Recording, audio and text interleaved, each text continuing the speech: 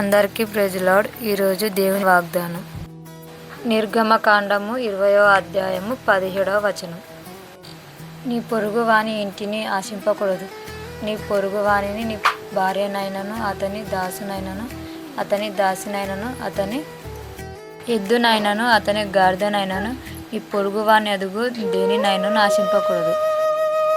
ఈ ఆజ్ఞ యొక్క ముఖ్య ఉద్దేశం సంతృప్తి కలిగి ఉండటం. ఇతరులకు ఉన్న వాటిని చూసి అసూయ పడకుండా దేవుని మనసుకు ఇచ్చిన వాటితోనే సంతోషంగా ఉండాలని ఇది బోధిస్తుంది. హృదయ స్థితి.